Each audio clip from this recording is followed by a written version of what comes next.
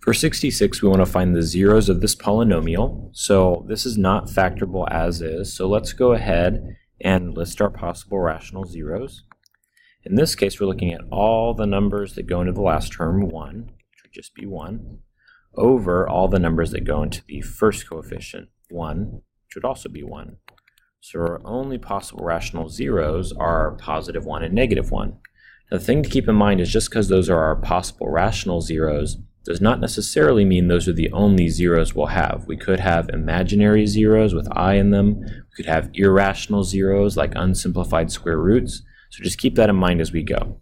Well, let's start by doing our synthetic division with positive 1.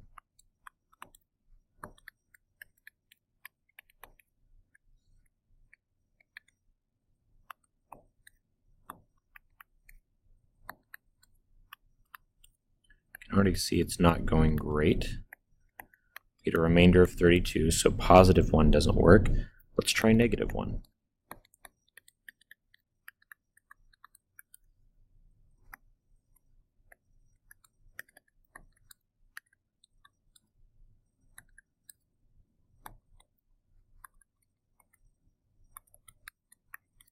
Sure enough, negative 1 works. So if negative 1 is in the box, the factor that goes with that is x plus 1. And we're left with x to the 4th plus 4x cubed plus 6x squared plus 4x plus 1. Now let's take what's left here. And again, I got this yellow highlighted thing from the thing that's highlighted above. Remember, it knocks it down a power. So let's reduce that even more. I'm going to try negative 1 again because it could be a repeated root, but I'm doing it with the yellow numbers now.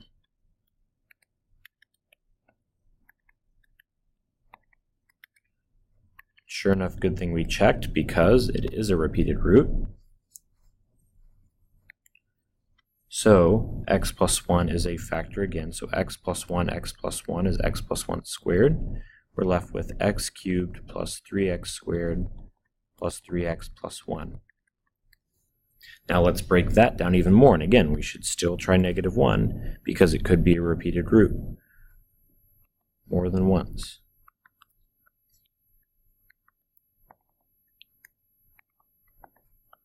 And sure enough, good thing we checked because it is a repeated root again. So we have another x plus 1. So we're at x plus 1 cubed now, left with x squared plus 2x plus 1. Which we should be able to factor. X squared plus 2x plus 1 is x plus 1 times x plus 1. So altogether, I have x plus 1 to the 5th equals 0. I only have one factor, x plus 1.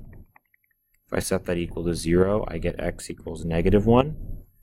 And the multiplicity on this is 5 because that was the power on the factor. So this was a good reminder that once you do your synthetic division, you should try that same number again because it could be a repeated root. In this case, it was a repeated root 5 times.